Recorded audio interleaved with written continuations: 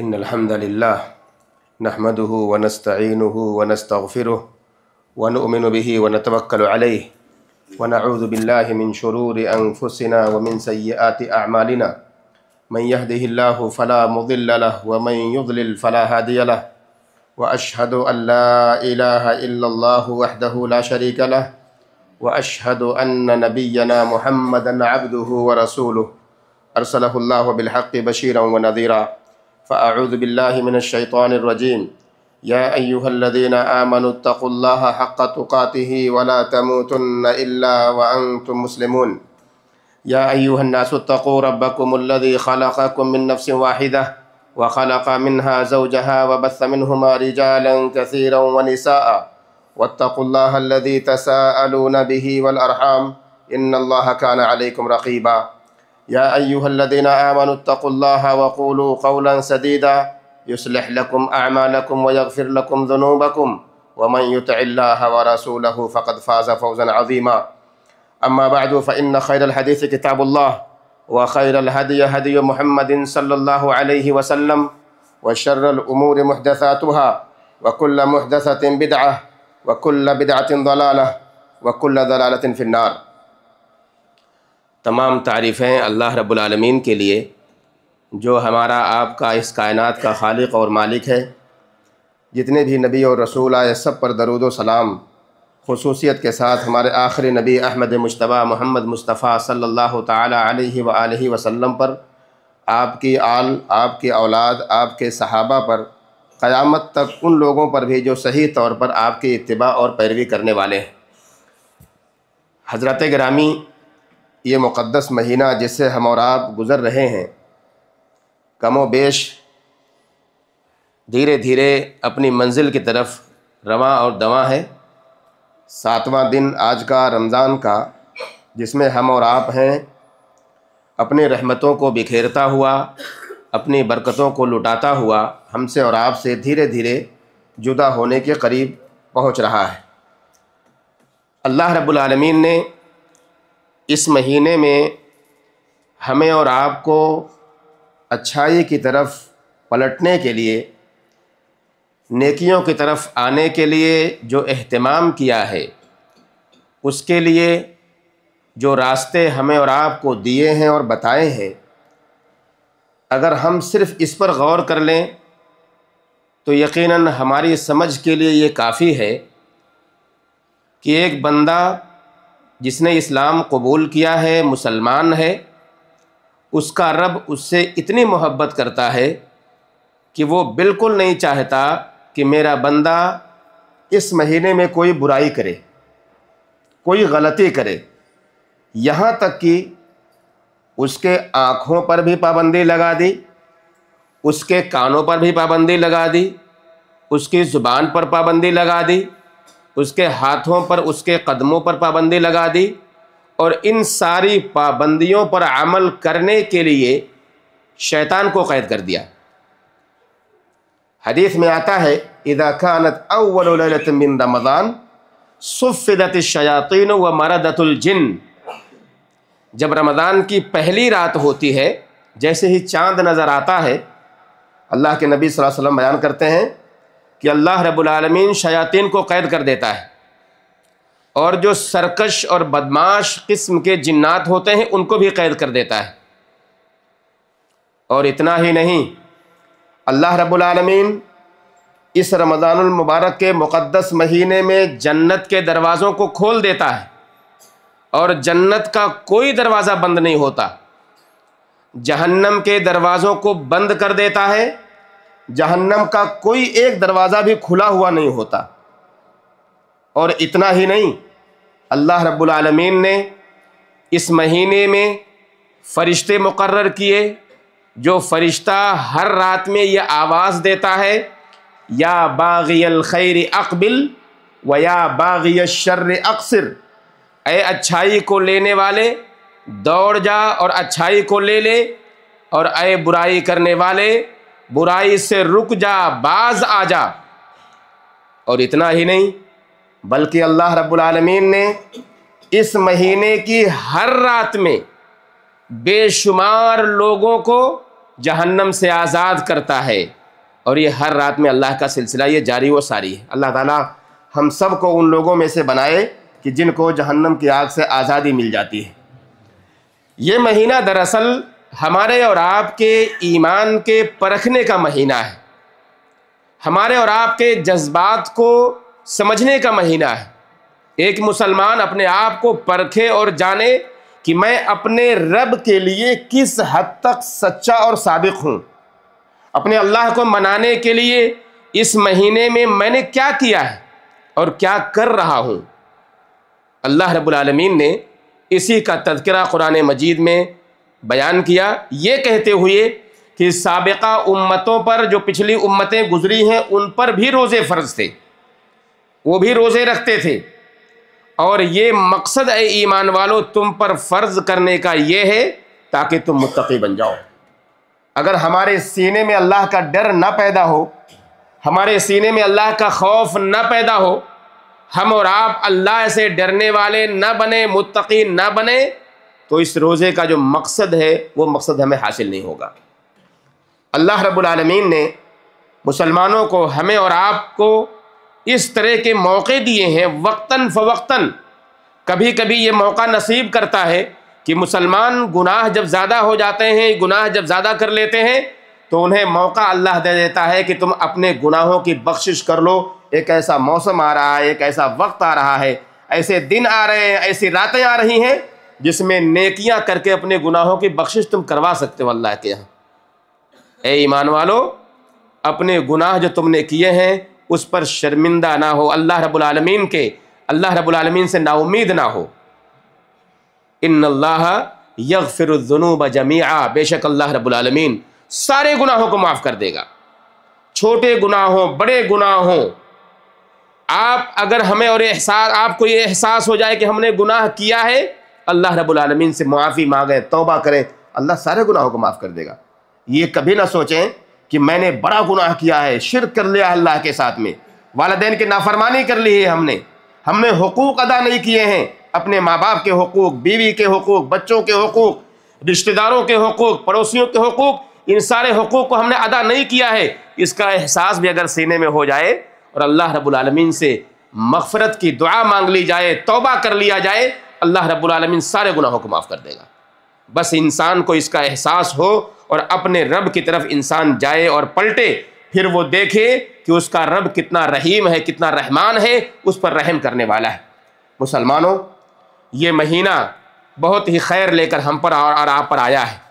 کتنے ایسے لوگ تھے جو ابھی ایک ہفتہ پہلے ہمارے بیچ سے چلے گئے، کتنے ایسے لوگ تھے ہمارے رشتہ دار جنہوں نے ابھی ایک دو روز پہلے وفات پائی ہوگی، آپ نے سنا ہوگا، جانا ہوگا، رشتہ داروں میں، دوسرے لوگوں میں، ابھی تک اللہ رب العالمین نے ہمیں اور آپ کو زندہ رکھا ہوا ہے۔ ہم نہیں جانتے ہیں ہمارے دن کتنے ہیں، ہم نہیں جانتے ہیں رمضان پورا ہوگا نہیں ہوگا، ہم نہیں جانتے ہیں، مگر اس کی ایک ایک گھڑیاں، ایک ایک سیکنڈ، ایک ایک پل بڑا قیمتی ہے۔ اس کو ایسے ضائع نہ ہونے دیں، اس کو برباد نہ ہونے دیں، اس کی اہمیت کو جانیں اور سمجھیں، اور کم از کم جو ہم کریں وہ اپنے گناہوں کی بخشش کریں، طلب کریں اللہ رب العالمین سے کہ اللہ رب العالمین ہمارے گناہوں کو معاف کر دے۔ یہی سب سے بڑی کامیابی ہے۔ اس مہینے کے اندر خیر کے دروازے انتہائی زیادہ کھلے ہوئے ہیں، شر کے دروازوں کو اللہ رب العالمین نے بند کر دیا ہے۔ شیطان ورغلانے کے لیے ہمارے سامنے آتا ہی نہیں ہے، الا یہ کہ ہم اور آپ خود اپنے آپ برائیوں کی طرف مائل ہونے لگ جائیں، برائیوں کی طرف چل کے جانے لگ جائیں، ورنہ اللہ رب العالمین نے ہمارا اور آپ کا بندوبست کر دیا ہے، شیطان کو قید کر کے ہم سے دور کر دیا ہے۔ تو ہمیں اس کے بارے میں سمجھنا ہے، ہمیں اس کے بارے میں جاننا ہے کہ اللہ رب العالمین جو چاہتا ہے لعلکم تتقون، تاکہ تمہارے دلوں میں تقوی پیدا ہو جائے، ڈر پیدا ہو جائے۔ اے مسلمانوں، اسی لیے ہم نے تم پر روزے کو فرض کیا ہے۔ یہ مقصد سمجھنا انتہائی ضروری ہے۔ جب یہ مقصد ہم سمجھ جائیں گے تو انشاءاللہ اس کا حق ہم اور آپ ادا کریں گے۔ روزے کے مقاصد میں سے سب سے اہم مقصد یہ ہے کہ انسان حلال چیزیں جو اس کے لیے جائز تھیں اس کو بھی اپنے اوپر حرام کر لیتا ہے روزے کی حالت میں۔ کھانا پینا ہمارے اور آپ کے لیے حلال ہے، پورے 24 گھنٹے ہم اور آپ کھا سکتے ہیں، پی سکتے ہیں، مگر جب روزے کی حالت میں ہو جائیں گے تو یہی کھانا اور پینا جو ہمارے لیے حلال تھا اب حرام ہو گیا ہے. ہماری بیویاں ہمارے لیے جائز تھیں مگر روزے کی حالت میں ہمارے لیے حلال نہیں ہے کہ ان کے قریب جائیں. ہم قریب سے مراد ان سے جمع کریں، یہ جائز نہیں ہے ہمارے لیے.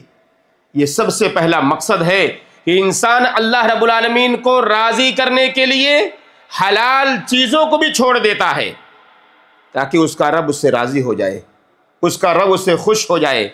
اور یہی وجہ ہے کہ اللہ رب العالمین کی قربت ہمیں اور آپ کو مل جاتی ہے. ہم اور آپ اللہ رب العالمین کے قریب ہو جاتے ہیں کیونکہ ہم نے اپنی شہوت کو اللہ کے لیے چھوڑ دیا ہے، اپنی خواہش کو اللہ کے لیے چھوڑ دیا ہے. ہمارے سامنے سب کچھ موجود ہے مگر ہم نے اللہ کے لیے چھوڑ دیا ہے. اور یقین کریں کوئی ایسی عبادت اللہ رب العالمین نے ہمارے اوپر واجب ہی نہیں کی کہ جس کی نسبت اللہ نے اپنی جانب کی ہو سوائے روزے کے. روزے کے بارے میں اللہ کے نبی محمد الرسول اللہ صلی اللہ علیہ وسلم کی حدیث آتی ہے، فرماتے ہیں کل حسنۃ یعملها ابن آدم تضاعف 10 الی 700 ضعف، کہ ابن آدم جو بھی عمل کرتا ہے، جو بھی نیکی کا کام کرتا ہے، اللہ رب العالمین اس کی نیکیوں کو بڑھا کر کے 1 سے 700 گنا کر دیتا ہے سوائے روزے کے. الا الصیام، کہا غیر الصیام، سوائے روزے کے، کہا ہوا لی وانا اجزی بہ، یہ روزہ اللہ نے فرمایا کہ میرے لیے ہے. کس کے لیے؟ اللہ کے لیے ہے. وانا اجزی بہ، اور میں ہی اس کا بدلہ دینے والا ہوں. یہ آپ بھول جائیے 1 سے لے کے 700 گنا ہی آپ کو روزے کا ثواب ملے گا، نہیں. اللہ رب العالمین کی عطا، اللہ رب العالمین جب دیتا ہے کسی کو تو اس کی عطا میں کوئی کمی نہیں ہوتی. اللہ رب العالمین کے ہاں اس کے خزانے میں کوئی کمی نہیں ہے. اللہ رب العالمین ہمیں کم نہیں دے گا. نہ جانے کتنا نماز دے، کتنا دے دے، اس کا اندازہ بھی ہمیں اور آپ کو نہیں ہے. اللہ نے روزے کے بارے میں یہ کہا ہے کہ یہ میرے لیے ہے اور میں اس کا بدلہ دینے والا ہوں. کبھی بھی اللہ نے کسی اور عبادت کے بارے میں یہ نہیں کہا کہ یہ میرے لیے ہے. روزے کے بارے میں اللہ رب العالمین نے کہا کہ روزہ بند. اور یہ سمجھنے کے لیے بھی ہم اور آپ اگر سمجھیں، ہم نماز پڑھتے ہیں ریاکاری کر سکتے ہیں دکھانے کے لیے، ہم زکوٰۃ دیتے ہیں ریاکاری کر سکتے ہیں دکھانے کے لیے کہ دیکھنے والا دیکھے کہ ہم دے رہے ہیں اللہ کی راہ میں. ہم نماز پڑھ رہے ہیں، اچھے سے پڑھیں، دیکھنے والا دیکھے کتنا اچھا نماز پڑھنے والا ہے. یہ ریاکاری اس کے اندر ہو سکتی ہے، مگر روزہ ایک ایسی عبادت ہے جس میں ریاکاری نہیں ہو سکتی. اس میں آپ کو بھوکے رہنا ہے، پیاسے رہنا ہے. اس کا تعلق اندر سے ہے، باطن سے اس کا تعلق ہے. تو بھوکے پیاسے رہ کے آپ کس کو دکھائیں گے؟ کوئی بھوکا اور پیاسا نہیں رہے گا جب تک کہ وہ اللہ کے لیے نہ کرنے والا ہو. تو یہ سب سے اہم مقصد ہے. اللہ رب العالمین نے ہمیں اور آپ کو روزے کے ذریعے یہ پیغام دیا کہ ایک مسلمان ایک جائز چیز کو اللہ کی محبت کی خاطر، اللہ کی رضا کی خاطر چھوڑ دیتا ہے. یہ سب سے پہلا مقصد ہے روزے کا کہ جو ہمیں اور آپ کو حاصل ہوتا ہے. اللہ رب العالمین نے، اللہ کے نبی محمد الرسول اللہ صلی اللہ علیہ وسلم نے بیان کیا، کہا علیک بالصوم فإنہ لا عدل لہ. ابو امامہ باہلی رضی اللہ تعالی عنہ نے اللہ کے نبی صلی اللہ علیہ وسلم سے پوچھا ای العمل افضل، کہ اے اللہ کے نبی صلی اللہ علیہ وسلم کون سا عمل افضل ترین عمل ہے، سب سے بہترین عمل کون سا ہے؟ اللہ کے نبی صلی اللہ علیہ وسلم نے فرمایا کہ روزہ. کہا علیک بالصوم، تمہارے اوپر روزہ فرض ہے، روزہ رکھو، اس لیے کہ اس کے برابر کوئی بھی عمل نہیں ہے. تو یہ روزہ جو ہم اور آپ رکھتے ہیں، بھوکے اور پیاسے رہتے ہیں، یقین کریں یہ بہت اہم عبادت ہے جو اللہ کو، ہم سے، اللہ رب العالمین سے ہمیں اور آپ کو قریب کرتا ہے. اسی طرح سے روزے کا دوسرا مقصد جو ہمیں اور آپ کو حاصل ہوتا ہے وہ ہے تزکیہ نفس. ہمارے اور آپ کے نفس کی پاکی، ہمارے اور آپ کے اخلاق اور کردار کو سنوارا جاتا ہے. اس کے ذریعے سے ہمارے اور آپ کے طریقے اور جینے کے سلیقے کو بتایا جاتا ہے، سمجھایا جاتا ہے کہ زندگی کیسے جی جائے. روزہ ہمیں اس کا درس دیتا ہے. معلوم ہوا کہ روزہ ہمارے لیے مدرسہ ہے، تعلیم گاہ ہے. ہمیں سکھاتا ہے کہ بھوک اور پیاس کی شدت کا احساس جب بندے کو ہوتا ہے تو اسے اندازہ ہوتا ہے کہ غریب اور فقیر کی زندگی کیسے گزرتی ہے، مسکینوں کی زندگی کیسے گزرتی ہے، جن کے پاس کھانے کے لیے نہیں، جو محتاج ہیں، ان کی زندگی کیسے گزرتی ہے. اور اسے اندازہ ہوتا ہے کہ روزے کی حالت میں شہوت کو کنٹرول کرنا کیسا ہوتا ہے، روزے کی حالت میں اپنے رب کو راضی کرنے کا مزہ کیسا ہوتا ہے، یہ ہمیں اور آپ کو اس کا احساس ہوتا ہے۔ روزے کی حالت میں اللہ کی راہ میں خرچ کرنے کا مزہ کیسا ہوتا ہے، اس کا بھی احساس ہمیں اور آپ کو ہوتا ہے۔ اللہ کے نبی محمد الرسول اللہ صلی اللہ علیہ وسلم کی حدیث آتی ہے کہ شیطان جو ہے وہ انسان کے خون کے ساتھ اس کے جسم میں دوڑتا ہے، خون کے ساتھ۔ ہمارے جسم میں جو خون ہوتا ہے وہ گردش کرتا رہتا ہے پورے جسم میں، کہیں رکتا نہیں ہے، اور خون اگر کہیں جم جائے تو انسان مر جاتا ہے، اٹیک آتا ہے اسے۔ جو اطباء ہیں، ڈاکٹر ہیں، جہاں بتاتے ہیں وہ یہ خون چلتا رہتا ہے انسان کے جسم میں، اور اسی خون کے ساتھ شیطان بھی جسم میں گھومتا رہتا ہے، چلتا رہتا ہے۔ کس لیے؟ وہ گمراہ کرنے کے لیے، ہمیں اور آپ کو خراب کرنے کے لیے، برباد کرنے کے لیے، ہمارے روزوں کو تباہ کرنے کے لیے ہمارے جسم میں چلنے والے خون کے ساتھ وہ چلتا رہتا ہے۔ لیکن جب ایک مسلمان روزے کی حالت میں ہوتا ہے تو شیطان کا اثر اس کے اوپر نہیں ہوتا۔ حدیث میں آتا، اللہ کے نبی صلی اللہ علیہ وسلم بیان کرتے ہیں الصوم جنۃ، کہ روزہ یہ ڈھال ہے، انسان کو گناہوں سے بچنے کا ڈھال ہے، ڈھال جس سے انسان اگر سامنے کر دے تو گناہ سے بچ جاتا ہے۔ تو روزے کی حالت میں گناہ انسان سے سرزد نہیں ہوتا، گناہ انسان کرتا نہیں ہے، مگر یہ کہ ہم اور آپ گناہ کی طرف خود دوڑ کے جائیں، کیونکہ انسان کے جسم کی طاقت ختم ہو چکی ہوتی ہے، اس کے بدن کی قوت ختم ہو چکی ہوتی ہے، تو وہ گناہ زیادہ کرنے کی طاقت نہیں رکھتا، گناہ کی طرف مائل ہونے کی طاقت نہیں رکھتا، اس لیے آدمی گناہ سے بچتا ہے۔ تو معلوم یہ ہوا کہ یہ روزے کا ایک اہم مقصد یہ ہے کہ ہمارے اور آپ کے نفس کا تزکیہ ہو جائے، پاکی ہو جائے، کہ ہم اور آپ گناہوں سے پاک ہو جائیں، صاف ہو جائیں۔ اور یہی وجہ ہے کہ اللہ رب العالمین نے 1 مہینہ مکمل ٹریننگ کے لیے ہمیں دیا ہے۔ 1 مہینہ آپ پاک صاف ہو جائیے، انشاءاللہ سال کے 11 مہینے آپ اسی پاکی اور صافی پر چلتے رہیں گے۔ لیکن یہ ضروری ہے کہ ہم اس 1 مہینے کے اندر اپنے آپ کو پاک کریں۔ ہم نے اگر چھوڑ دیا خود کو اور ہم نے پاکی اپنے آپ کی نہ کی، صفائی نہیں کی اپنے آپ کی، تو یقین مانیں یہ پورا مہینہ ختم ہو جائے گا اور ہم جیسے داخل ہوئے تھے ویسے اس مہینے سے نکل جائیں گے اور ہمیں کچھ حاصل نہیں ہوگا۔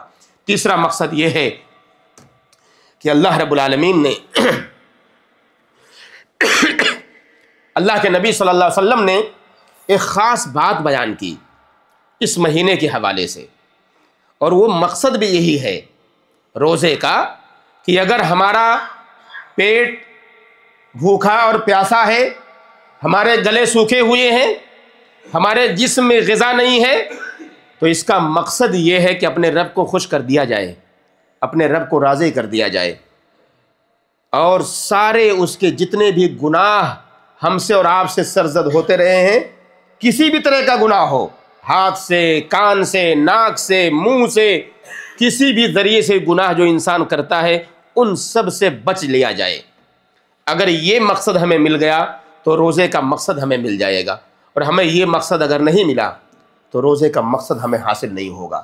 حدیث میں آتا ہے، اللہ کے نبی سے فرماتے ہیں من لم يدع قول الزور والعمل به فليس لله حاجة في ان يدع طعامه وشرابه، اگر کوئی آدمی روزہ رکھ کر بھی جھوٹ بات نہیں چھوڑتا، جھوٹی گفتگو نہیں چھوڑتا، جھوٹی گواہی نہیں چھوڑتا، جھوٹ باتوں پر ہنسانا نہیں چھوڑتا، جھوٹ کو پھیلانا نہیں چھوڑتا۔ جھوٹ کی بہت ساری شکلیں ہوتی ہیں، کبھی آپ جھوٹ بولتے ہیں، کبھی آپ جھوٹ سنتے ہیں، کبھی آپ جھوٹی بات آتی ہے جو جوک اور لطیفے ہوتے ہیں، سب جھوٹ پر مبنی ہوتے ہیں، ہنسنے ہنسانے کے لیے ہوتے ہیں، یہ ہم پھیلاتے ہیں لوگوں تک، یہاں وہاں بھیجتے ہیں، واٹس ایپ کے ذریعے انجوائمنٹ کے لیے کرتے ہیں۔ یہ بہت اہم ہے سمجھنے کے لیے۔ کہا کوئی بھی شخص جو جھوٹ بات کو نہیں چھوڑتا اور اس پر عمل کرنا نہیں چھوڑتا تو ایسے آدمی کا بھوکا اور پیاسا رہنا بے فائدہ ہے۔ اللہ کو کوئی حاجت نہیں ہے کہ ایسا آدمی بھوکا اور پیاسا رہے جو جھوٹی باتوں کو نہیں چھوڑتا۔ ہمارے کان اگر گناہ کر رہے ہیں، ہم گناہ سنتے ہیں اپنے کانوں سے، زبان سے گناہ بولتے ہیں، صرف جھوٹ بولنا نہیں گناہ ہے، چغلی کرنا، غیبت کرنا، برائی کرنا، آنکھوں سے دیکھنا، ہم گناہ دیکھتے ہیں اپنے موبائل کے ذریعے سے، یہ سب گناہ ہیں، روزے کی حالت میں سرزد ہونے والے گناہ ہیں، ان سب سے بچنے کی ضرورت ہے۔ صرف روزہ بھوکے اور پیاسے رہنے کا نام نہیں ہے، روزہ نام ہے اپنے آپ کو مکمل طریقے سے سارے گناہوں سے دور کر لیا جائے، اپنے ہاتھوں کو بچا لیا جائے، اپنے کانوں کو بچا لیا جائے، اپنی زبان کو بچا لیا جائے، اپنی آنکھوں کو بچا لیا جائے، تب جا کر کے ہمارا روزہ صحیح معنوں میں ہوگا۔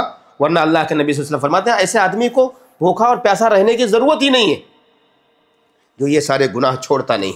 اس لیے مسلمانوں، ہم نے روزہ رکھا ہوا ہے، اللہ کا شکر ادا کریں، ہم روزے سے ہیں اور رہتے ہیں اور رہیں گے انشاءاللہ، لیکن ساتھ ہی ساتھ ان سارے گناہ سے بچنا بھی ہمارے لیے انتہائی ضروری ہے۔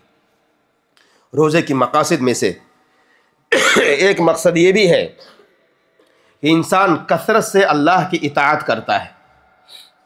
روزے کی حالت میں مسجدیں آباد ہوتی ہیں، ماشاءاللہ جو نماز میں کوتاہی کرتے ہیں روزے کے دنوں میں آپ انہیں مسجد کی پہلی صف میں پائیں گے۔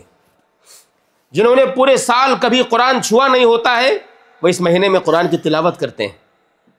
جو کبھی صدقہ و خیرات نہیں کرتے ہیں پورے سال، اس مہینے میں ضرور اللہ کی راہ میں دیتے ہیں۔ یہ ایک مقصد ہے روزے کا کہ اللہ رب العالمین اپنے بندوں کے اندر نیکیوں کی مقدار کو بڑھا دیتا ہے، نیکی کرنے کی طرف جذبہ ان کا بڑھ جاتا ہے۔ ہر آدمی اپنا جائزہ لے کہ میں سال کے 11 مہینے کیسے ہوتا ہوں اور اس مہینے میں کیسے ہوتا ہوں، یہ بھی ایک مقصد ہے اس روزے کا۔ تو اللہ رب العالمین اس کے ذریعے سے ہمیں اور آپ کو نیکی کی توفیق زیادہ دیتا ہے۔ اللہ کے نبی صلی اللہ علیہ وسلم کے بارے میں آتا ہے کان رسول اللہ صلی اللہ علیہ وسلم اجود الناس، کہ اللہ کے نبی صلی اللہ علیہ وسلم سب سے زیادہ دینے والے تھے لوگوں میں، اس میں کوئی شبہ نہیں۔ آپ کے پاس دینے کے لیے کم ہوتے تھے، مگر اس کم میں بھی اللہ کی راہ میں قربانی کا جذبہ سب سے زیادہ ہمارے نبی محمد الرسول اللہ صلی اللہ علیہ وسلم کے اندر تھا۔ اور آگے حدیث میں آتا ہے کہ جب رمضان المبارک کا مہینہ آتا وَكَانَ أَجْوَدُ مَا يَكُونُ فِي رَمَضَانَ حِينَ يَلْقَاهُ جِبْرِيلُ علیہ السلام، کہ جس رمضان مبارک مہینے میں اللہ کے نبی صلی اللہ علیہ وسلم کی عطا دینے کا طریقہ اور زیادہ بڑھ جایا کرتا تھا، دینے کا جذبہ اور زیادہ بڑھ جایا کرتا تھا۔ جب جبریل امین آپ سے آ کر ملا کرتے تھے، قرآن کی تلاوت جبریل امین آپ سے کرواتے، آپ دور کرتے، اور آپ کو پتہ ہے کہ پورے رمضان المبارک کے مہینے میں ایک دفعہ آپ قرآن ختم کیا کرتے تھے، لیکن جب آپ کی وفات کا سال تھا اس میں اللہ کے نبی صلی اللہ علیہ وسلم پر 2 بار جبریل امین نے آپ کو دور کروایا تھا قرآن مجید کا۔ یہ سب تعلیم ہے، درس ہے ہمارے لیے کہ نیکیوں کے اس موسم کو ایسے نہ جانے دیا جائے، اس کو پکڑ کے رکھا جائے، اپنے آپ کو اس کے حوالے کر دیا جائے اور اس کے ایک ایک گھڑیوں سے فائدہ اٹھایا جائے، جیسا کہ ہمارے نبی محمد الرسول اللہ صلی اللہ علیہ وسلم کیا کرتے تھے۔ ایک آخری بات کو کہہ کے اپنی بات ختم کرتا ہوں، روزہ اور صدقہ یہ دونوں ایک ساتھ بہت اہم، اللہ کی نظر میں بڑی اہمیت کے حامل ہیں۔ روزے کی حالت میں صدقہ کرنا، اللہ کی راہ میں دینا، زکوٰۃ جو ہے عام طور پر ایک مزاج لوگوں کا بن گیا ہے کہ رمضان المبارک کے مہینے میں زکوٰۃ نکالتے ہیں۔ زکوٰۃ رمضان میں فرض نہیں ہوتی ہے، زکوٰۃ اس وقت فرض ہوتی ہے جب آپ کا مال نصاب کو پہنچ جایا گیا، اسی وقت آپ کی زکوٰۃ فرض ہو گئی۔ ہم انتظار کرتے ہیں کہ رمضان کا مہینہ آئے گا تب ہم دیں گے، یہ ہماری غلطی ہے، ورنہ زکوٰۃ اسی وقت فرض ہو گئی جب آپ کا مال نصاب کو پہنچ گیا، اب اسی وقت آپ نکال دیجئے۔ ہم تاخیر کر دیتے ہیں تھوڑا سا، اور تھوڑی تاخیر ہو جائے تو کوئی مسئلہ نہیں، جائز ہے، لیکن ہم نہیں جانتے ہیں کہ وہ تاخیر کہیں ایسا نہ ہو کہ دینے سے پہلے ہماری موت واقع ہو جائے، جو ہمارے اوپر واجب ہو گیا تھا زکوٰۃ دینا، ہم دینے سے پہلے مر جائیں۔ اس لیے علماء نے کہا جیسے ہی زکوٰۃ واجب ہو ویسے ہی اسے ادا کر دیا جائے، انتظار نہ کیا جائے کہ مہینہ جب رمضان کا آئے گا تب میں زکوٰۃ دوں گا، نہیں، زکوٰۃ اسی وقت ادا کر دیجئے جب اس آپ کے اوپر ہمارے اوپر فرض ہو جائے۔ لیکن صدقہ آپ کثرت سے کریں، اس کے لیے کوئی وقت متعین نہیں ہے، لیکن رمضان کا مہینہ زیادہ بہتر ہے صدقہ کرنے کے لیے، جیسا کہ اللہ کے نبی محمد الرسول اللہ صلی اللہ علیہ وسلم کیا کرتے تھے۔ اور اس کی فضیلت میں ایک بات بیان کرتا ہوں، آپ کھلائیے کھانا، افطاری کرائیے لوگوں کو، سحری کرائیے لوگوں کو، مسکینوں کا خیال کیجئے۔ آپ یہاں پر دیکھیں آپ کے ارد گرد میں، شاید ہمارے ارد گرد میں ایسے لوگ نہیں ملیں گے آپ کو کہ جو مسکین ہوں، غریب ہوں، سب نوکری کرنے والے لوگ ہیں، کچھ نہ کچھ سب کے پاس ہے، کسی کے پاس کم ہے، کسی کے پاس زیادہ ہے، کسی کی نوکری کم پیسے میں ہو رہی، کسی کی زیادہ میں ہو رہی ہے، کوئی بزنس مین ہے۔ لیکن آپ اپنے ممالک میں دیکھیے، اپنے پڑوسیوں کو دیکھیے، بہت سے ملیں گے جو غریب ہیں، فقیر ہیں، مسکین ہیں، جن کو سحری کرنے کے لیے کھانا نہیں ہوتا، جن کو افطاری کرنے کے لیے کھجور نہیں ہوتے، پانی اور دودھ نہیں ہوتے، ان کا خیال کیجئے، ان پر صدقہ کیجئے۔ اللہ کے نبی صلی اللہ علیہ وسلم کی حدیث آتی ہے، ان فی الجنت غرفا، جنت کے اندر کچھ ایسے کمرے ہیں، کہا یرا ظاہرها من باطنها، جس کے ظاہری ان کے باطن سے نظر آتے ہیں، جس کا ظاہر ان کے باطن سے اندر سے نظر آتا ہے۔ کہا وباطنها من ظاہرها، اس کے اندر کا حصہ باہر سے باطن سے نظر آتا ہے، یعنی باہر ظاہر سے نظر آتا ہے۔ اعدها اللہ لمن اطعم الطعام، اللہ رب العالمین نے ان کمروں کو ڈیزائن کیا ہوا ہے کس کے لیے؟ بڑے خوبصورت کمرے ہیں جنت کے اندر۔ یہ آج ہم دنیا میں دیکھتے ہیں نا، بڑے بڑے اچھے اچھے ولا بنے ہوتے ہیں، گھر بنے ہوتے ہیں، بلڈنگیں بنی ہوتی ہیں کانچ کے مکمل، باہر سے دیکھیے اندر کا نظارہ آپ کو نظر آئے گا، اندر سے دیکھیے باہر کا نظارہ آپ کو نظر آئے گا، پردے کی ضرورت نہیں ہے، کھڑکی کھولنے کی ضرورت ہے، سب نظر آتے ہیں۔ اللہ رب العالمین نے جنت میں پتہ نہیں کب اس کو ڈیزائن کر رکھا پہلے سے، ہمارے اور آپ کے لیے اس طرح کے کمرے، اس طرح کے اپارٹمنٹ وہاں موجود ہیں پہلے سے جنت میں۔ آپ باہر سے نظارہ کیجئے اندر کا، اندر سے نظارہ کیجئے باہر کا، کس کے لیے ہے؟ کہتے ہیں اللہ کے نبی صلی اللہ علیہ وسلم لمن اطعم الطعام، جو لوگوں کو کھانا کھلاتے ہیں، جو لوگوں کو، مسکینوں کو، غریبوں کو کھانا کھلاتے ہیں۔ افطاری کروا دیجیے، آپ بڑی نیکی کا کام ہے۔ کہتے ہیں جو لوگوں کو کھانا کھلاتے ہیں، وَأَفْشَ السَّلَامَ، سلام عام کرتے ہیں، لوگوں پر سلام کرتے ہیں۔ کہا وَصَلَّى بِاللَّيْلِ وَالنَّاسُ نِيَامٌ، کہا جب لوگ سو رہے ہوتے ہیں تو راتوں کو اٹھ کر نماز پڑھتے ہیں۔ یہ ان کے لیے اللہ رب العالمین نے کمرے تیار کیے ہوئے ہیں۔ اللہ سے دعا کریں کہ اللہ رب العالمین اس مہینے کی عظمت کا ہمیں خیال کرنے کی توفیق دے، اس مہینے کی رحمت اپنے دامن میں سمیٹنے کی توفیق دے، اس مہینے کی برکت سے ہمیں فائدہ اٹھانے کی توفیق دے۔ اے اللہ اس مہینے کو ہم پر ایسے ہی جاری و ساری رکھ، اس مہینے تک علی الاقل کم سے کم ہمیں زندہ رکھ۔ اس کے بعد ہمیں اور آپ کو نہیں پتہ کہ انسان کی وفات کب ہونی ہے، لیکن اللہ رب العالمین ہمیں اس مہینے سے فائدہ اٹھانے کی توفیق دے۔ سارے مسلمانوں کو اس مہینے میں کثرت سے نیکیاں کرنے کی توفیق دے۔ اس مہینے کی اہم مقاصد جو ہیں ان مقاصد کو سمجھنے کی توفیق دے۔ جو اہم مقاصد تو نے ہمیں اور آپ کو دیے ہیں اللہ اس پر ہمیں چلنے کی توفیق دے۔ اس مہینے کے اندر ہمیں تلاوت قرآن کی توفیق دے۔ اس مہینے میں اللہ تو ہمیں صدقہ و خیرات کرنے کی توفیق دے۔ اے اللہ اس مہینے میں ہمیں بیماروں کی تیمارداری کرنے کی توفیق دے۔ اے اللہ اس مہینے میں ہمیں اپنے رشتہ داروں کا خیال کرنے کی توفیق دے، اپنے والدین سے تعلقات گہرا کرنے کی توفیق دے، اپنے بچوں کی حفاظت کرنے کی توفیق دے۔ اے اللہ اپنی بیویوں کی قدر اور اس کی قیمت کو سمجھنے کی توفیق دے۔ اے اللہ ہمارے بہنوں کو ان کے شوہروں کی عزت کرنے کی توفیق دے۔ اے اللہ رمضان کے مہینے میں کثرت سے ہم سب کو عبادت کرنے کی توفیق دے۔ جب تک ہمیں زندہ رکھ اسلام پر ہمارا خاتمہ ہو تو ایمان پر ہو۔ آمین رب العالمین، وصلی اللہ وسلم علی نبینا محمد وعلی آلہ وصحبہ اجمعین۔